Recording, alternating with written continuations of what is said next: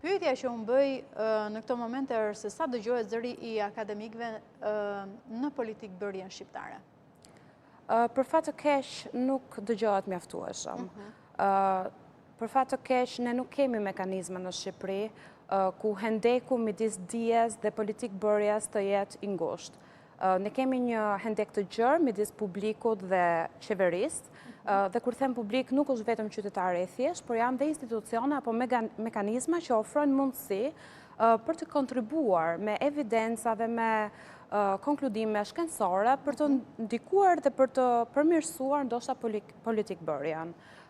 Këto mekanizma nuk ndodhen, sidomos për diasporën, nuk ka mënyra përfshirëse, por e mira qëndron te kontributi i shqiptarëve që gjithmonë në momente emergjente apo në momente ku Shqipëria ka nevojë, shqiptarët gjejnë forma të tjera kreative për të mobilizuar njëri tjetrin dhe për t'u afruar. Pra shumë nisma janë krijuar, jo vetëm kjo e jona, shumë nisma të ndryshme unë shoh që janë duke u zhvilluar me dëshirën e madhe të pastër për të kontribuar për të ardhmen e Shqipërisë. Pse mendoni se ekspertizat shkencore mbeten jashtë vendimarrjeve në Shqipëri?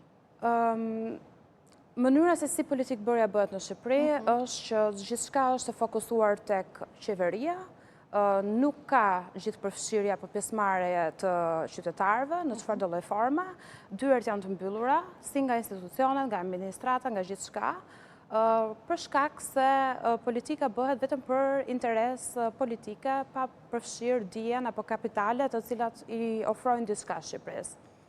Për këtë arsye ne po organizojmë tashmë konferencën. Është një konferencë që do të mbahet në muajin tetor. Po, do të mbahet në 24. Përshëndrohet në gjithë përfshirjen e të gjithë akademikëve shqiptar kudo në botë. Do të funksionojë si një urë lidhëse për të lidhur shqiptarët e diasporës, por dhe komunitetin akademik të Shqipërisë, edhe ekspert dhe profesionistë që janë në Shqipëri që mund të ndihmojnë. Synimi i kësaj konference është përpilimi i një raporti Shqipëria 2026, që do të jetë mbi demokracinë, institucionet, por dhe zhvillimin e Shqipërisë për një hyrje sa më të shpejtë antarësim në Bashkimin Evropian. Pra do të ketë rekomandime konkrete për situatën ku ndodhemi tani, që do të jetë dhe një lloj përgjigje ndaj kësaj situate që po ndodh që është goxha emergjente,